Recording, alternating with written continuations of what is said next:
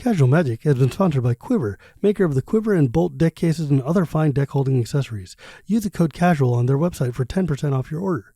We're also sponsored by Architect, the premier site for hosting your decks on the internet. I love them and they love me, and it seems like a good reason for you to use them. You can also support Casual Magic directly by going to our Patreon at patreon.com/ShivamB. And now, on with the show.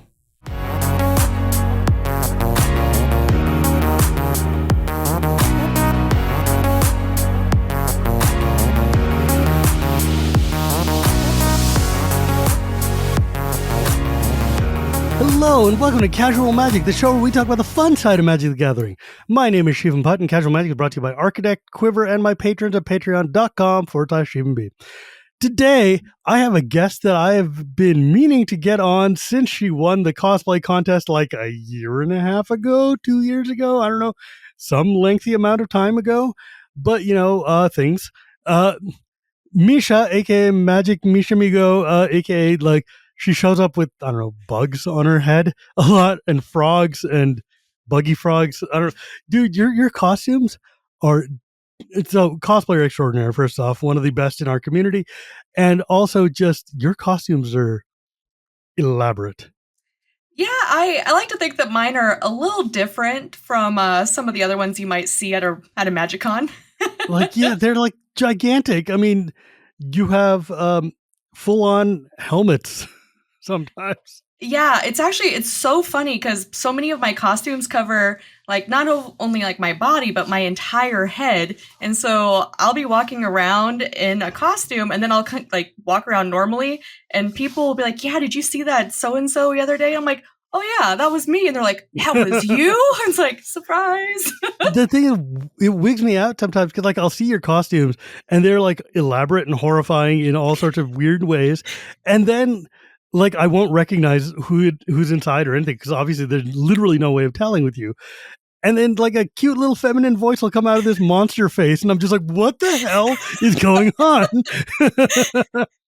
I've gotten into a bad habit that sometimes I just think that people that I know just, they see the weird mask. Well, it's like, they see the weird thing and I'm like, don't they just know that's Misha inside?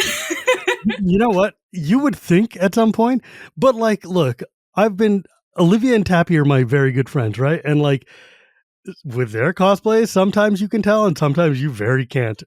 And like I've stopped trying to guess because it's embarrassing when I mess up.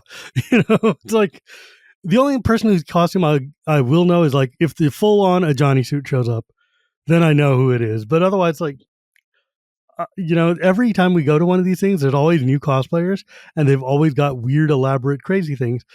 But didn't you go one year as Zira Aaron or like? That wasn't me. That was Mythic Michaela, double yes. M name, not the same double M. You did, how about I ask you instead of me remembering, what costume did you have in Chicago? So in Chicago, I actually just did Fblthp this time. Right. I've been working. Yes, you had the awesome Fblthp and the T-shirt of Sab Sunan at the Veggie Wagon Crazy Time. Mm-hmm. I took it a little bit easy just doing Fblthp, and I like to give Fblthp, his time to do different things. So I wore like a little racing jacket on Sunday. And then I love that costume, by the way. It's super fun. It is probably the costume that I have spent like the least amount of time like to make, but it is probably the most like interaction and people just love it. And yeah, isn't it weird that Fblthp suddenly came out of nowhere and became like the mascot of Magic? Yeah, I didn't plan it like that, but that worked so conveniently for me that it's like we got this weird little guy, and now that's me. Okay, so let's go back to like a couple of years ago. What are the main costumes folks have seen you in? So my very first one that I ever did was Fblthp, but that was at a really small convention, and so the next costume I started working on was Slimefoot, and that was at my yes. Yes, your Slimefoot hat is so cool. I absolutely love your Slimefoot getup so much. Because I was like, I've seen you in 30 things. Why can't I remember any of them? But your Slimefoot one is like, it's amazing. Like Slimefoot's one of my favorite characters, and your costume is unbelievably cool. It So it was a huge passion piece. I worked on it for months leading up to MagicCon Chicago was where I wore that one. And that was actually yeah. my very first MagicCon, so it was a big experience all around. And did you enter the cosplay contest in that one? Yeah, I won best in show, and this was Well, yeah. like my very first like big cosplay contest too. I had never really competed. I'd done some cosplays in like the anime scene before, but it was never like as a competition piece. It was just for fun with friends, and so this was my first time really like taking the time It to was compete. jaw dropping. I'm really happy. It was definitely a hyperfixation for months, and my husband helped out a lot, and one of my roommates who actually was like my mentor, they taught me so much about so many different things. They chipped in and helped with a lot, so I definitely couldn't have done it without their help. Okay, so let's go back like 30 steps and establish how you got here, because like you don't show up with a costume that elaborate out of nowhere, right? So how did you get into cosplay? Where did you discover this scene? Well, I've always been like a really big anime nerd. I grew up watching like Sailor Moon and Dragon Ball Z, and so Sailor I see we are Moon. of a generation. Yes, we are. Uh, so I started getting into cosplay because I I'd actually recently broken my ankle when I lived in Kansas City, and I couldn't really skate anymore. And I was like, what's something else I can do that'd be a fun hobby? And I was like, dressing up as my favorite anime characters sounds like a great time. And so I started learning how to sew bit by bit while I couldn't, move too great, and made a lot of really good friends that were also into it, and we formed a little group. It was called Midwest Magical Girls. It was very cute for the time. The 90s. But yeah, I used to. I remember my first time trying to cosplay. I had dressed up like Goku, put gel in my hair. It was cool. Um, Nice. Fanimecon, 1997. I don't know, whatever it is. The point. Why do I remember that? I don't want to remember that. Core memory. Yeah, like I have no desire to ever think about that time in my life. Um, so where did you find magic? So magic was actually a pandemic hobby for me. That recent? Yeah, I started playing in 2020. So What the like hell? this was when my now husband and I were just talking. We weren't even dating, and he kept playing this thing called MTGA, and he wouldn't pay attention to me. And so I was like, I guess I'll have to learn what this MTGA game is so we can play together, and he'll pay attention to me. And he never would have expected that I would have gotten way more into it than he would. Yeah, it's like I remember. I think it was like Chase was telling me like one of the early boyfriends introduced him to magic, and then like they quit, and Chase is now like the queen of all things. Like, okay, well, yeah, that's wild. So you started an MTG with Arena? Yeah, because we were actually long distance. Like we weren't actually dating; we were just talking. But we were long distance at the time, and so we started playing on Arena. And pandemic time, so you weren't really traveling Yeah, either. because you weren't going to be short distance in pandemic, anyways. Yeah. Do you remember what set you started with? Was it Ikoria? Yeah, it was around the Ikoria Zendikar times. I remember what a tough time to get into Magic. Honestly, I loved the Dimir Mutate deck. I would play like a mix between the Rogues and the Mutate because I loved playing Zareth-san and stealing cards, but I also loved like the Pouncing Shore Shark and the Dirge Bat. I was for not being a huge blue player now, I loved playing Dimir like Rogues. That's funny. But to be fair, Mutate is like still one of my favorite things to do. It's so like when you get like 300 Scoot Swarms, you just feel like you better win or you're going to cry because it's yeah, like I know a lot of people dislike Mutate, but I loved that set. Oh, it's one of my favorite mechanics ever. It's complicated and messy, but I don't care because it gets a big pile and then I go and things happen. I just like that, like you put a Mutate thing on there and then like 38 things trigger and you're like, yeah. I'm That's just thinking like cool. Dreamtail Heron, draw a card, Insatiable Hemophage, Drain Life. Yeah, Right. like And then everything you discard a happens. card, and then I get 13 things, and I flip over the top card, and blah blah blah. I love it. I love it. Love it. Love it. So how did you? Okay, well, so what do you do normally otherwise? Because I'm like, because your costumes are way turbo elaborate. Like a lot of people who I've seen, like, I mean, cosplay is obviously can go anywhere from I'm just wearing a t-shirt with the name to like Olivia and her wings, right? Like, but your costumes have always struck me as being not just like like not just basic cosplay, but like deeply elaborate with lots of things hanging off. I mean, your Fblthp notwithstanding, that is obviously low for you, low Yeah. grade. But like Slimefoot, for instance, is such a molded, elaborate thing. How did you like? Where did you learn those skills? So for Slimefoot, a lot of it I actually learned from my roommate. Mm. They've been cosplaying for like more than I think 15 years now. Oh, So a geez. lot of yeah, they are a veteran cosplayer. They got into magic because they were like teaching me and helping me with Slimefoot. And they actually I think it was Chicago last year, they were the Selesnya Evangel that won the um, the masters category. So they actually I've got my roommate into magic and now they're a cosplayer too. Oh, Or that's amazing. a magic cosplay winner as well. So like they helped you out kind of building the costume and figuring out what to make it look like and everything? Yeah, they definitely helped me a lot with like patterning skills because I had never really made my own patterns before, and so Mm. I remember when we were trying to make Slimefoot's head, the very first iteration of his head looked kind of like a garlic clove, which is not the right, which is not what his head looks like. And so I just remember that we like marked it out and we did it on like kind of like thicker cardstock paper, and then we just shoved it on my head, and we're like, and at this point, I can't see very good because I have a big thing of cardstock on my head. And they're like, that doesn't look quite right. And so we took it apart and kind of like remarked it up to make it a little bit more smooth and What did you round. build the suit out of? So the suit is almost entirely made of foam, like Oh, whoa. different thicknesses of foam, and then filled the gaps in with foam clay. All of the mushrooms.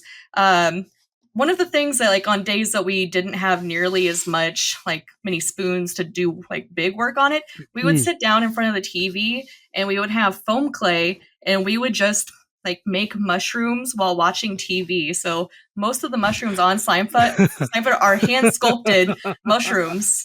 That's crazy. That's a lot to think about. It's like because there's so many on Slimefoot is entirely mushrooms, right? Like, but I don't know. Slimefoot's one of my favorite commanders ever, so it's kind of I was very taken by that suit. But I remember at one of the Magic Cons, you let me wear one of your masks, and I'm trying to remember what that was. That was Magic Con Amsterdam, where I wore Grist. Yes, you keep making costumes of things I like, which is why I enjoy it. Grist rules. Like that was wait, that was like the bug thing, right? Mm-hmm. Yeah, God, that thing's terrifying. But so, yeah, Grist was such a cool thing to make. So this was a slightly different one because this wasn't a competition piece. This was something that Wizards hired me to make and wear as a featured cosplayer in Amsterdam. Before we get that, so because I want to kind of go in linear order here. Yeah, sure. You won like one of the major contests. What costume were you wearing for that? So this is a little funky because it wasn't a named character. They took the best in show winners from that year cycle, and this was around the time Murders at Karlov Manor was coming out, and so they wanted to use this as kind of like a promotional event for that set while also being a competition. So we basically got the prompt of, we would like you to make a guild detective, and they showed us some concept art from all the different guilds. This was before it was ever revealed. And they're like, first come, first serve, pick your guild, give us a secondary one in case it's already been chosen. And we'll let you know what you got, and go. You can either make an original character, or you can take inspiration from a character you see in some of the concept art and just have at it. So I ended up choosing Rakdos because I thought the guild kind of gave me a little bit more freedom and I could do some more wacky stuff with it. And so, yeah, I chose Rakdos and I did a fully original character. That's cool. Because that suit was sick. Yeah, Like, I loved my really poofy pants. you know, it's wild. Like, they had me cosplay at that show too because I was part of the murder mystery clue reveal. So I dressed up Yeah. like a detective. I had a cap and a toothpick and a big trench coat. It was cool. But and I just I've been reading spy novels lately. So or not spy novels, but like 1920s crime capers. So I was very much in that mood. Nice. But yeah, because like that thing, the mask in Amsterdam was so crazy. And so, how did Wizards hire you? Like, is it because you won, or is it because you got onto the radar? It was because I won the grand championship.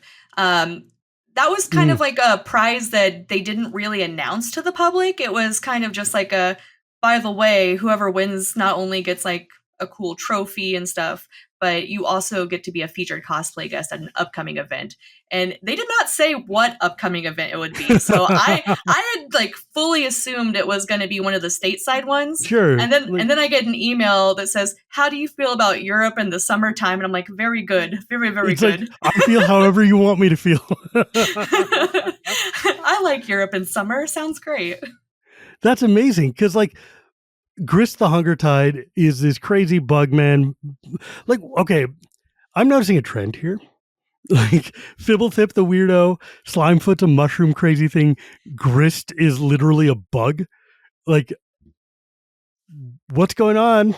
Do we need to talk about something? I just like my weird little guys. Like they made that unknown card that said just a little guy, and I literally asked, was like, "Is this for me? Is this my card?" Because I was like, this is like, feeling kind of targeted in a good way. I don't know. It's like I tell this story a lot, but like when he first revealed those cards, and like someone was like, "Oh yeah, Olivia and Kibler got one," and I was like, "Yeah, of course they did. Why wouldn't they get one?" And then someone comes up and says, like, "Yo, is this you?" And I'm like, "No, why would they bring a card about me?" And then I look at it and it's like, "Keeper of the favorite cards." And I'm like, okay, maybe it is. It has been confirmed that card was not made with me in mind, but they're like, the person that submitted the idea was like, "I'm really glad that it resonates with you, and I would be happy to sign it if you get a copy." And I'm like, I would love to do that. And I had an idea that if I do need to like source one, but if I do get one, I would like to find an artist to do an altar of it where it's just me, and it's going to be like an Animorphs morph into like Fblthp. Yeah, dude, I had Leon. Leon drew for me riding on a Ornithopter of Paradise. Like you can't really see it from here, but there's a little dude on there going yeehaw. That is so cool. Like, I'm like, okay. I was gonna ask him to draw for me, and he just grabbed it and started going. I'm like, okay, well at least let me tell you what to do. He understood the assignment. Yeah, it was funny because we were playing a game in Chicago, and I would play a land, and he would grab it and sign it because he drew all the lands in the Saheeli deck, and I'm like, okay, that's cool, but also A, I should pay you, and B, stop. That's so sweet. He's such a lovely guy. But going to Amsterdam was awesome, though, wasn't it? Like, that show was one of the coolest Magic shows I've ever been to. And the hall was so nice. It was like that entire trip was just lovely. I went a little bit early because I was like, why not? I get to go to Europe for free. Why wouldn't I go early and like take a vacation with it? And yeah, it was just so cool to get to like do the museums, get to just go check things out. Okay, so I got to ask you, like, for somebody who started so recently into Magic, because it feels to me like you dove in head first and like did the ambassador things and did all you've worked with what, like, is it wild to have gone from like, hey, I'm going to wear a costume to the show to, hey, I am the show? If you would have told me 5 years ago that I would not go a single day of my life without thinking about a trading card game, I would probably have been like, "That's really weird, but kind of checks out." I would not have expected that, but here I am, and not a day goes by that Magic is not in my thoughts. Isn't that crazy? Yeah, I mean, I've been sitting here thinking about this for 30 years, but like, it's a little different though. It's like, because also your Fblthp face is cool. The big eyeball thing and the mask over your head, like that's so. Your phone, like you don't phone costumes in, man. Like even your like simple ones are not simple. Like, that one. It's simpler.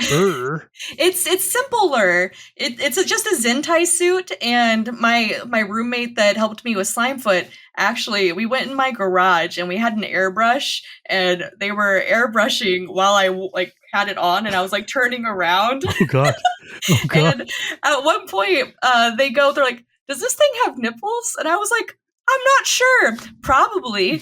And so, and then I look at the card and I'm like, "Oh, he doesn't have nipples. That's well, it's a homunculus. He's got no reproductive capability."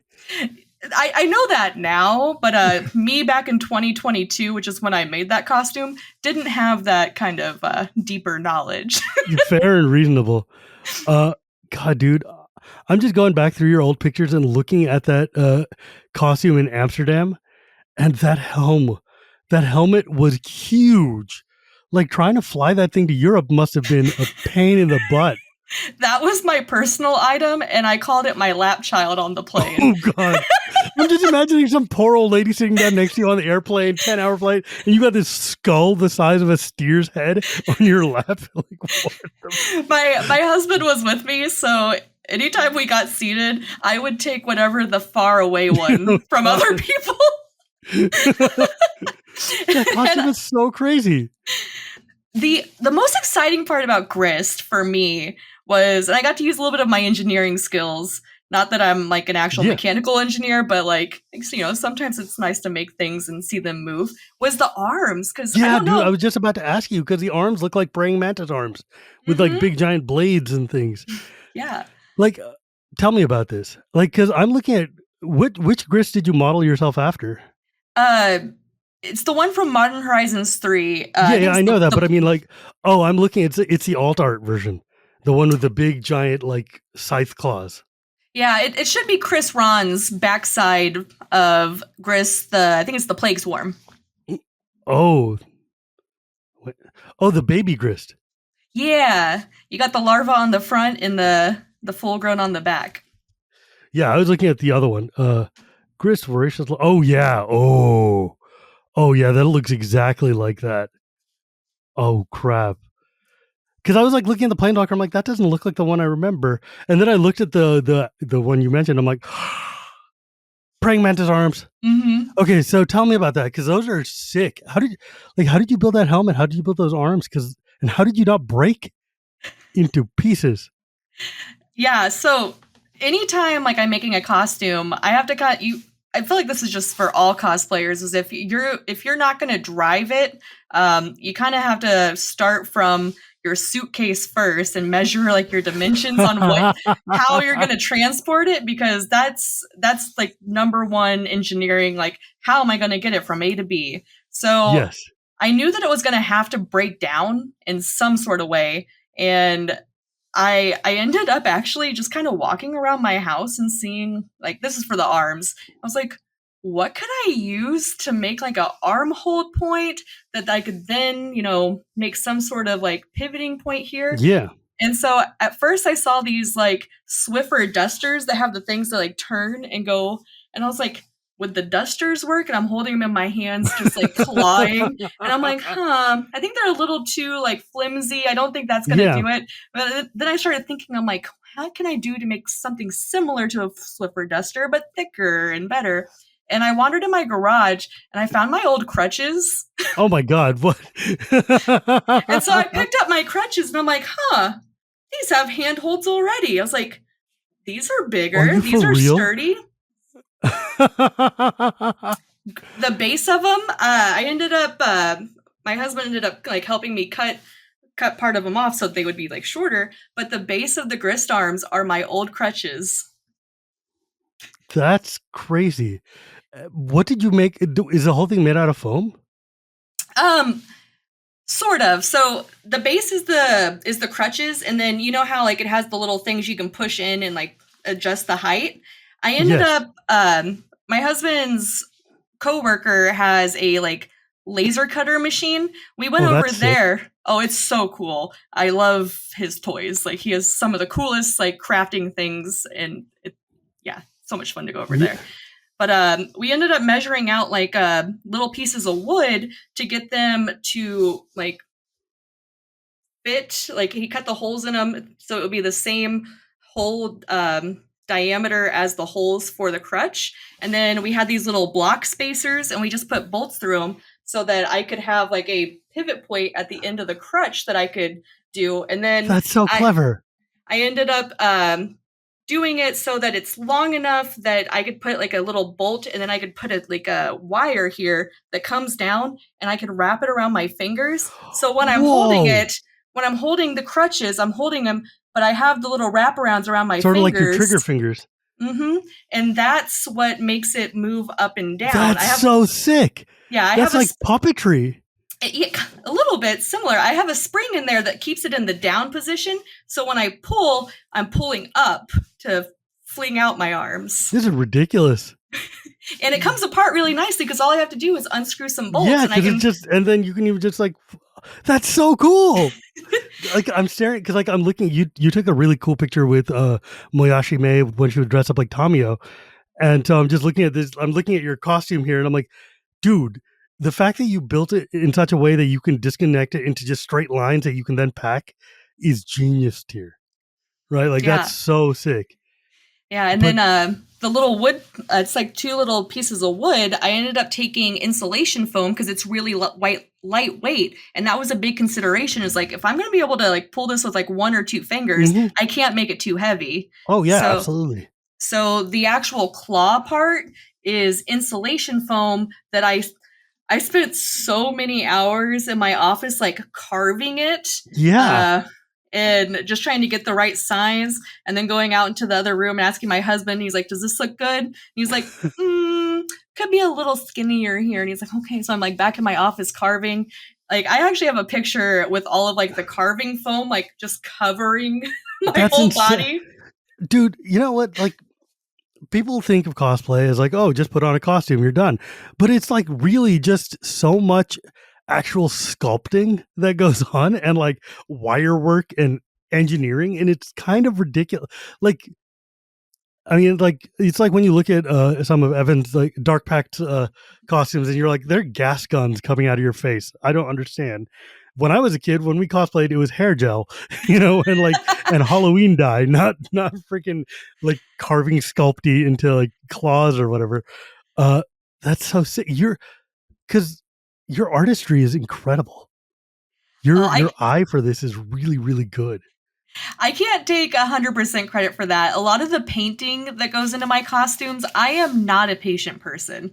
I'm like, I need to get it done now, get it done fast. And so painting is one of those things for patient people, which is my husband. So a lot of the painting aspects are actually, I'll like get the shapes and I'm like, your turn, and hand it off to him. So most of like my grist headpiece, how did you like, okay, can we talk about that for a second? How did you design that? Like, did you design it in CAD or something? Like, what did you... Because this was not a competition piece, I actually was not the one that designed the head. I actually reached out to a furry head maker. Oh God, they're so good. And so since that's like kind of a specialty skill, and wearing something on your head, it's hard to get the exact dimensions. Like when I made Slimefoot, that headpiece, it even rested on my shoulders, but it was not the most balanced, and wearing it for hours, like all day, it really wore me out. And so Yeah. when I knew that I had to wear grist all day every day for 3 days, I was like, I'm going to hire a professional that can like get my head measurements, that can do the weighting, like would know how to like, Yeah, for balance it. sure. I'm going to hire somebody to model that. That is so And much smarter. Like if there are people out there who have the skill and know how to do this, because like that piece felt it felt like a professional costume, like something mhm. you'd see at a theme park or something like that. Because like it's very polished and painted, really, really. Yeah, I would too. Yeah. So, well, that they modeled it. So they did all the modeling, and it's actually really funny because since they do furry costumes, they use this material that's kind of like a really squishy 3D print. Mhm. And they had mentioned to me, they're like, I'm not sure if this type of material is going to work for what you're wanting. And I was like, it'll be fine. I'll figure it out. They sent it to me, and I started putting it together. And I was like, huh. It's a little Because floppy. it's very porous is the way Oh, I would describe it. There's like a lot of open space on the outside because a furry costume would have fabric wrapped around and right. that covers it. When you want something smooth and polished, I was like, what do I do? How do I fill these holes? Oh And no. so I actually reached out to Jackal Costuming since they do furry Yeah. costumes as well. And I was like, this is what I have. How do I get it to this is what I'm working with. How do I get it to this? And they were just like, oh no, honey. You're not. And I was like, what? So Uh-oh.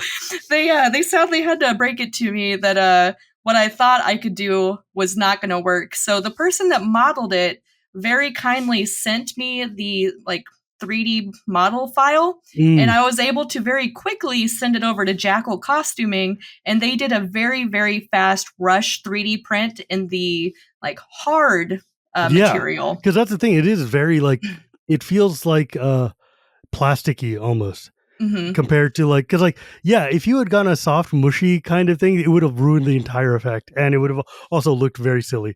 Do You you know, actually? I have the mushy version because I started working on it. Do you want me? I can go grab it and show you real fast what the mushy sure. version looks like. Yeah, that's like that's kind of wild to think about. It's just like a floppy grist skull, just like because like, the materials that people use to make cosplay stuff. Sometimes it's very like when you see like Chandra's armor, it's very plasticky and very kind of firm, and then sometimes it's like, oh no way, oh that's like So plush, it's squishy. and it's covered in fuzz. Yeah, I thought covering it in fuzz would make it easier for me to cover it. So Oh no. I've got a very fuzzy, squishy grist head. It's like that's adorable, but it's also not at all correct. So this was a trial version. Boy, So like it's the exact print. It's the that's same funny as model. hell, though. It's just a very different material. Yeah, no, I'm sorry. That's not gonna. Baby. That's not that's delightful, but that's not gonna do the thing. No. So That's super, I wonder if there's got to be some way you can repurpose that because that would be funny. That would be really really funny. Grist molting. I thought about like just getting some like is it felt? I don't. Furry head making is one thing I haven't gotten into yet. Complicated. But I don't know if they use felt or what material. But I figured I might as well finish it and just have a furry grist head, just for fuzzies. Yeah, that's funny to think about. Like, I'm sorry, that's just too good. But while you were looking, I went over and I looked up your old Rakdos costume, and the staff that you had was so cool. That staff was fun because I don't know if you know this, but the staff itself, the top pops off, and you can use it as an comically oversized look like detective glass, like magnifying glass. That's the word. Yes, that one. But you really did look like a Rakdos Harlequin detective. That's kind of creep. That's a really well conceived costume. Thank you. For like a prompt that they give you that's very vague, you did a pretty sick job with that. Thank you. That was definitely what came to mind. I was like, if I'm going to do a detective, make it Rakdos, I want to make it fun, I make it silly. At the contest itself, I even told some really terrible jokes on stage, Oh and God. the crowd groaned a little bit. It was great. Oh boy, I will say this: as much as folks complain about the magic cards with hats syndrome that we've been going through, it has been a field day for cosplayers to be able to do all of your AUs and all your modern suits and like Chandra and race. Did you see Tappy's Chandra in a racing outfit? That was Yes, it's like it the was sickest suit. Like, are you it was kidding? so pretty. Yes. She's so good. So, what has your experience been like with the cosplay community in Magic? Oh my gosh, the Magic cosplay community is one of the like most welcoming, and everyone's so sweet. And because we're kind of a niche community, like a lot of other cosplay community or like big animes and shows like that, you can buy your costumes pretty easily and wear them, and that's totally fine. But Magic being a more niche kind of, you know, game, you can't really do that. There might be some Jays, some Chandra, some Liliana things that you can buy, but you're either going to have to make it yourself or commission it from somebody for the most part. And so everybody in this community has just been so helpful, so like nice about offering up ideas, helping people learn other tips and tricks for things Yeah, that, and it's just been so great. it's like in many ways, it's still a very young community in terms, like, because like Yes. I remember when Sprankle started cosplaying the first time around, and it's barely been a decade since then, maybe a little bit more, like, but not that much more. And in that time, we have gone from like one person making arc, like Avacyn restore, like Avacyn, just the Archangel, into being like an entire room full of cosplayers and multiple contests, and it's so cool to watch blossom. Yeah, And the cosplay contest at the MagicCons is by far one of my favorite things to see, because you never know what character is going to speak to somebody. And it's really nice to see someone walk on stage and it's like, I remember that card from that set. I'm so happy that that is a card that you like resonated with and that wanted you to cared enough make. to want to wear, Yeah. like, Like I was gonna say, my roommate that ended up winning their category when they competed, like the character that they did, it's not even a legendary character. The Selesny Evangel, it's just a character that they saw and they're like, that character looks like me. And they're a plus size cosplayer, and so there aren't really a lot of like plus size characters and depictions. And so when they saw that, they're like, that really resonates with me. I want to be that character, and I feel like I would feel very good making that. And it's gorgeous, and they yeah, that's felt awesome. great. I mean, that's the best though, right? Like, that's such a great feeling. Like, for instance, I I'm be honest, there are not very many people in Magic that look like me enough that I could feasibly get away with comfortably cosplaying. Like, people are like, oh, you can dress as anything, right? No, you've still got to feel good about what you're wearing, and you've still got to feel okay about walking around in that suit, right? And then like Satya came out, and I was like, oh my god, I could get away with that. Like, I could totally do that. And like, I'm working with Jackal Costuming, and we're going to see if I can get something put together to actually look like, walk around like Mr. Energy Dude. But what was wild is that in Chicago, I was hanging out with Schmandrew, and he said, hey, Satya, the card that you love so much? Yeah, my friend modeled for it. And I'm like, what, really? And he's like, yeah, he's over at the other art booth helping someone else out because he's an artist too. And I'm like, what? And so, like, you know, Aaron Aaron Miller basically got this dude Alan Panical, who's like an artist whose art is going to be coming out in August or around Gen Con or whatever, for like sets that we don't have names for yet. Um, he was like, and I'm walk over and I'm like, this dude in a beanie and a black beard. I'm like, holy crap, that literally is you. And I was like, because I was gonna get Aaron Miller to take the AP, flip it over, and draw me on the back looking like Satya. And he's like, that's brown on brown hate, man. Like, why are you taking away my glory? And I'm like, no, you're not supposed to be a real person. You know, and honestly, I it's okay. Like, how many people cosplay Chandra, and they're all Yeah, beautiful, great no, I think it's gonna be Chandras. It's sick. okay. I'm super excited. I'm super stoked. But it's like when Cass dressed up like Ral Zarek. I'm like, that's so sick. It's just it's such a I I love it. I love seeing, like, I mean, obviously, I've seen. I don't know. It makes me happy when I see people who care enough about a card that they're like, I want to dress up like that. Like that is sick. Like I love the expression of Magic has gone beyond just what deck am I playing to now is what deck am I wearing. That this is my next cosplay that I'm working on. I saw Frog God and I was like, I was like, I don't know if I just want to love her or be her. It can be both. Why not both? Well, you know what? It feels like, as weird as it is to say, it feels like it's right up your wheelhouse for crazy, uncomfortable looking costumes. You have no idea how many people, as soon as like her art was spoiled, they're like, I saw this and I thought of you, and I was like, thank you. Like I took like all of this as big compliments. I'm like, I love her. That is so sweet. Thank you. You're gonna come by wearing a big old slimy frog face, and it's gonna be amazing. You know what? I think Sabsunin, it's funny because like I got to work on Aetherdrift, and I got to look on the world building guide and see the original art that they were modeling. And I remember like they gave us a selection of gods, some of which didn't show up and some of which did. And if you had told me the frog was going to be one of them, that's not, or if you had told me that the frog was the one that was going to like splash the highest, I don't know that I would have agreed. But it turns out Magic people are a bunch of depraved folk who like frogs. I'm trying to keep this family friendly. What is that shirt you said? Man, I like frogs. Mm-hmm.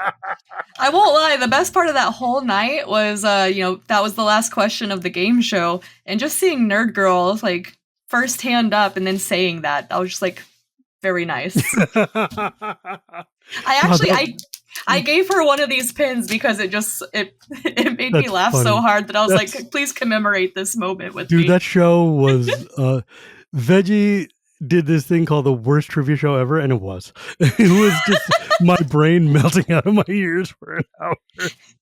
I immediately came home from Chicago, and I was talking to my husband, and I was like, do you want to hear some of the questions from Veggie's game show? Oh God. Siege Rye, yes. What does Zergo? Zergo Oh, I hate you so much, Veggie. God, it's like they were literally it's like think about the dumbest possible answers and then go dumber. Oh my God. Anyways, goodness gracious me. But before we were talking about, and you mentioned briefly, like, what kind of engineer are you? Because I know we were talking about that off screen. And I was like, I want to explore into that. Yeah. So in my day job, I am a geotechnical engineer. Like, what is with, like, seriously, like, every cosplayer in Magic has, like, multiple master's degrees and crazy, like, technical skills in real life. And I'm like, what? I guess you need to. I only have a bachelor's and I touch a lot of dirt, so I don't know. Yeah, I also have a bachelor's and touch a lot of dirt, but it's mainly gardening purposes. But yeah, what do you do? You're an earth scientist? So yes. I've had a really interesting kind of career path. I currently do construction and materials testing. So any construction site that you go to, you obviously have to build it on some type of soil. I'll poke the ground, tell you if your soil is good or not. There's a little more that goes into it, but I look at your soils. My wife is an estimator and accountant for a high-end construction firm, so I'm very familiar with soil. Yep. At construction sites, at least. Yeah, so I'm the one that's inspecting the soils. I also do rebar inspections, testing concrete. So you have your own little hat. Yeah, so and I'm a project manager at the company, so I was hoping that I wouldn't be doing as much field work, but I still do quite a bit of field work. But before I did this, I did just plain geotech, which was going out and making sure that things were getting installed correctly, like micropiles for big buildings, slope stability, things like that. I was on a highway project for about 2 years, making sure those soils went in well. And then before that, I actually did a lot of environmental work. So I would go out to contaminated sites and collect soil and water samples and bring them back for testing to monitor how the environmental, how tainted they were, and super, like, one of my dear friends is a geotechnical engineer in Washington State, and does a lot of like super fun nonsense. And like I've learned a lot about soil pollutants, more than I ever want to know.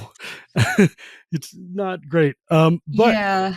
yeah, but it's like, did you study that in college Yeah, so or somewhere? my degree's in geological engineering, and uh, for the most part, it was a lot of just like how to sample soils, how soils interact with one another. So this is what I studied. You kind of get a very generalized idea, and then when you go into whatever field you go to, kind of like most jobs, that's when you learn like really the bread and butter Well, of what yeah, you're doing. basically. I mean, like, because it's like I was telling another guest that like I studied Japanese in school, but all 4 years of learning Japanese did not teach me nearly as much as half an hour of waiting in a Japanese bank line to get my bank account set up. Because that's when you learn the real Japanese you need to know. When it's like, yeah, it's like going to college teaches you how to learn and the basics of it, but doing the job teaches you what you actually, which parts of that are the important ones to remember. Uh, Stay in school, kids, or at least as long as schools exist, right?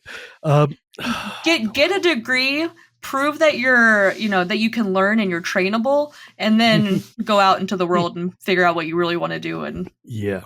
learn Good it. luck. Best of luck to all of you, I'm sure, assuming nobody listens to this is school age, so it doesn't matter. Yeah. So what do you want to do? Like, what's your dream cosplay to do? Are there any characters you've thought about and you've been like, I don't have the reason yet, but I want to do this? I do have a dream cosplay, uh, and it's just as weird as the rest of them. I would love to be the Gitrog monster, but What?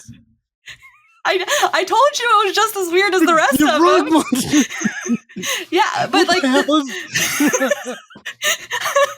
and not just like little Gitrog monster. I want to make a full on like larger than life size, like it's a mount. I want it to be kind of like the dinosaur Watley's Oh raptor. my I god, want it me to be too. like that. I want people to be able to sit on it.